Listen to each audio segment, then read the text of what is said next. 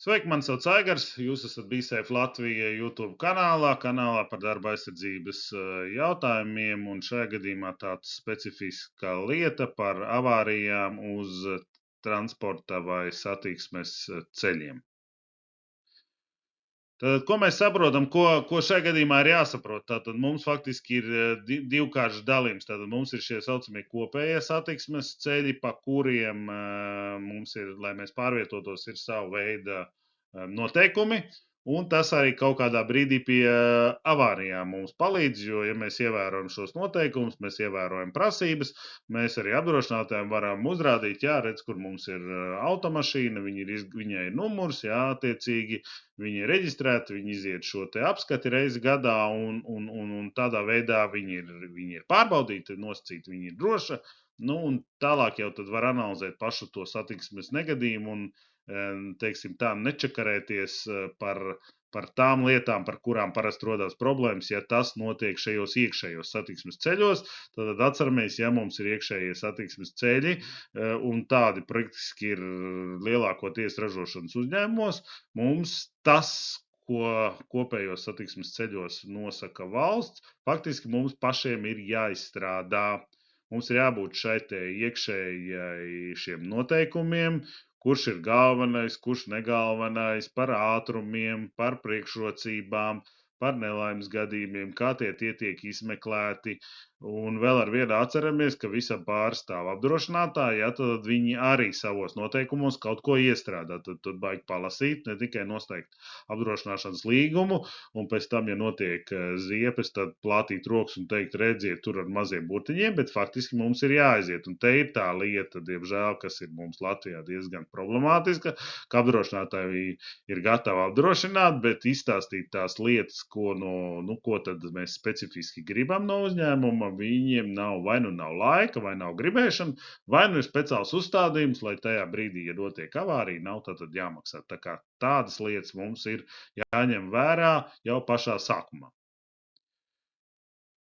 Nu, protams, kad notiek mums avārijas ar transporta līdzekļiem, ar vieglām automašīnām, smagām, tad faktiski mašīnām, kurām mēs tā kā paši pārvietojamies, jā, varbūt tās vedam kravu, tad ir ražošanai, šajā gadījumā es iekopēju to pašu iekrāvēju, bet principā transporta līdzekļi, kas mums ir šai te ražošanai, smagums pārvietot no viena ceha uz otru, tas varētu būt ne tikai, teiksim, arī ar iekrāvējiem, tur varētu būt vēl kaut kādas speciālas, ir mūsdienās dažādi risinājumi, ja, ko mēs arī varētu nosaukt un uzbraukt kaut kur virsū vai atstāt kaut kur, kad uzbrauc kāds cits virsū.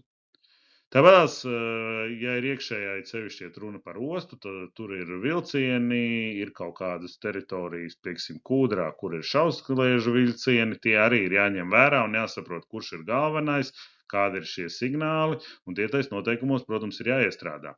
Un, protams, mums ir jāņem vērā vēl viena lieta, tie ir kuģi un visādi peldošie līdzekļi, mēs dažreiz kraujam, man ir bijuši varianti, teiksim, kad celtnis uzgāžās uz šī te kuģa, attiecīgi ir, nedaudz, protams, celtnis ir sabojāts un kuģis ir sabojāts, un tad jau tā skaitās arī kā avārija ar šiem te transporta līdzekļiem, un pie reizes, protams, tas arī tiek nodefinēts, ja cieši cilvēks, kā nelaimes gadījums darbā.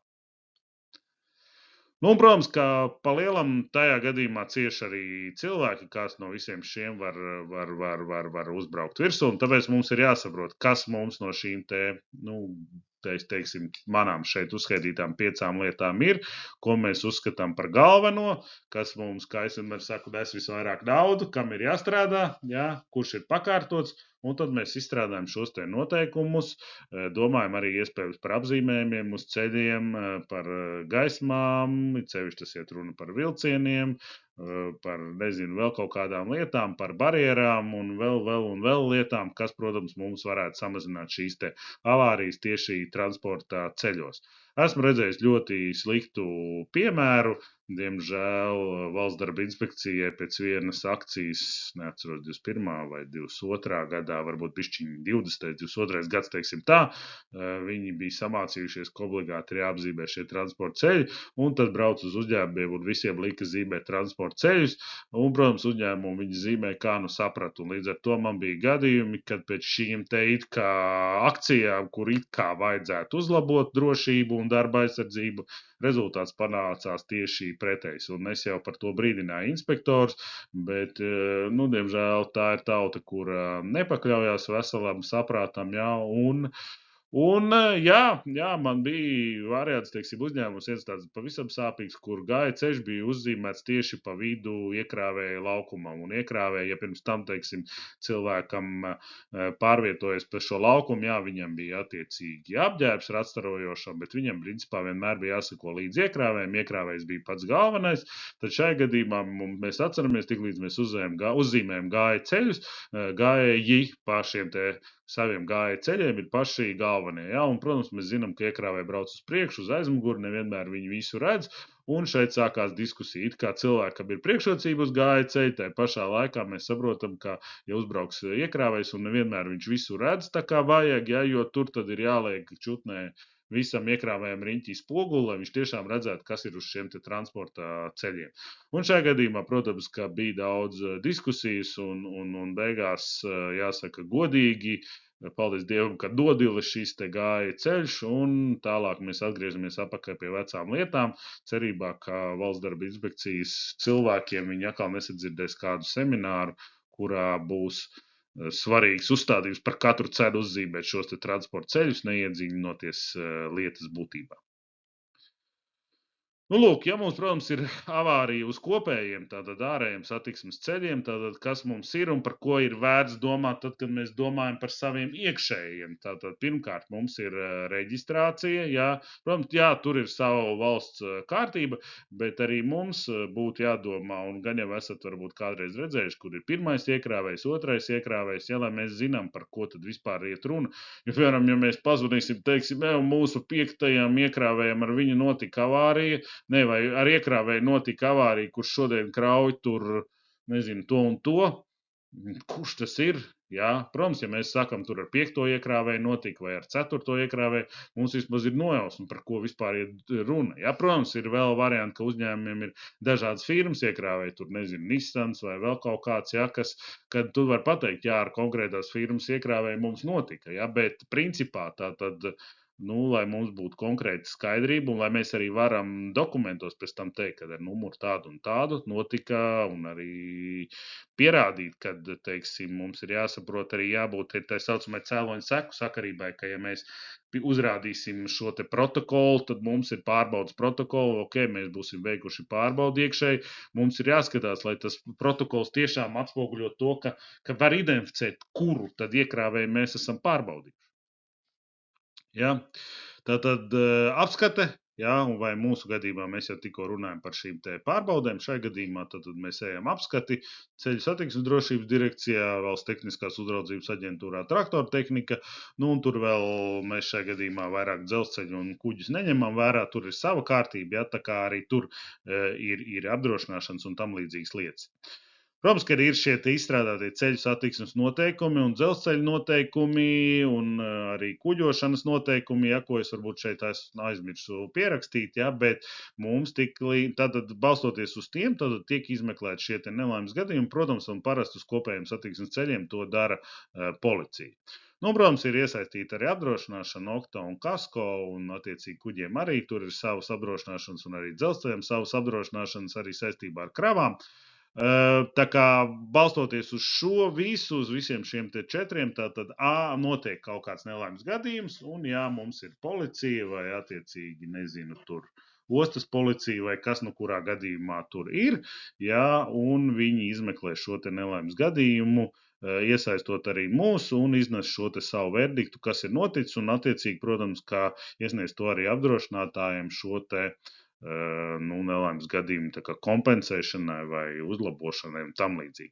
Bet atceramies par visām šīm te 4 lietām, mums ir jādomā arī savos iekšējos transporta ceļos, jo man ir bijis gadījumi, kad ir notikusi avārijas starp iekrāvēju un vilcienu, un atbrauc policija un saka, ne, mēs šeit nevaram viņu kārtot, kas it kā ir pareizi, uztaisīsim to ārpus teritorijas. Nu kā, ok, ar 2 transporta līdzekļiem vēl varbūt var samalot, kas arī ir muļķīgi savā būtībā, bet vilciens visur neiet, jā, līdz ar to arī kuģis tu, nevari nolikt, tas ir kaut kas, jā, laikam tikai policija kaut ko tādu spēj piedāvāt.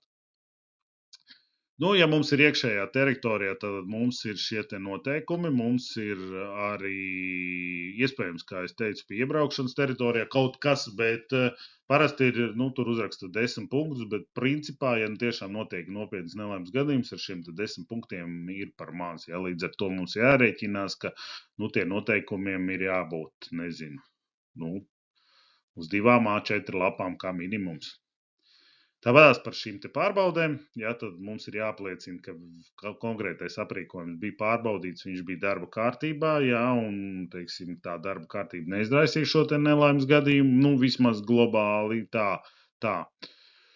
Tālāk mums ir par šo te apdrošināšanu, un es jau pieminēju un pieminu vēl vienreiz, tad lasam, ko mēs apdrošinām, un principā mans padoms būtu nevis apdrošināt ar konkrētās lietas, bet apdrošināt uz ražošanas pārtraukšanu. Jā, līdz ar to šajā gadījumā noteiktā laikā viņiem ir jāiznes šis slēdziens, un ja viņi neiznes slēdzienu, viņi sāk maksāt šo te neiegūto peļņu, ja mēs tā drīkstam pateikt. Jo man ir bijuši gadījumi, kad nodeg lielas ražošanas, un faktiski paiet kādi 2 gadi, tu neko darīt nevar, tu nezini, kurā brīdī kāda vēl atbrauks kaut kāda pārbaude, kaut kāda inspekcija un kaut kādi eksperti, un 2 gadus tur stāv nodegusi ražošana, nodegušas iekārtas, un faktiski pirmā lieta, ka tev neko nemaksā ļoti ilgi, otrkārt tev ir zudumi, jo tu faktiski to teritoriju vairs nevar izmantot tam, kam tu viņu izmantoji, un trešais, ka tev jāpērk, ja tu tiešām gribi strādāt un tev jābūvē kaut kur blakus, tad tev ir jāizņem atkal būvotļauji un bla, bla, bla. Jautājums, vai vienmēr tev ir kur kaut ko tādu blakus būvēt, bet attiecīgi, ja ir ražošanas pārtraukumi, parasti tur bija, es neatceros, mēnesi vai 2, kur laikā, un pēc tam jau viņi sāk maksāt. Līdz ar to parasti šādos gadījumos netiek gubijas stiepti ļoti gari. Bet lasam šos te apdrošināšanas noteikumus, jo tur ar maziem burtiem vai lieliem, kā pēc tam, kurš saka, ir pateikts, kas ir tas, kas būs jāapliecina, ja notiks avārija, kad apdrošinātāji maksā šo summu, un tur nav tā, kā maksās vienmēr jebkādiem nosacījumiem.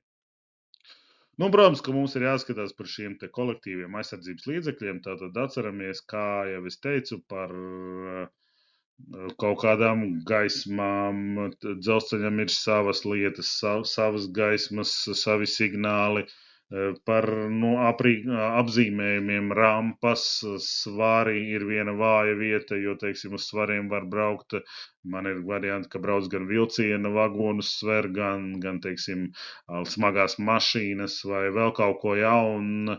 Un tajā gadījumā ir bijuši nelaimes gadījumi, ka, teiksim, vilciens, kurš neredz atpakaļ ejošā kārtībā ar pārliecību, ka viņš stum vilciena vagonus uz atpakaļ, šajā gadījumā uz svariem, lai viņus sasvērtu, jo tur arī savu kārtību.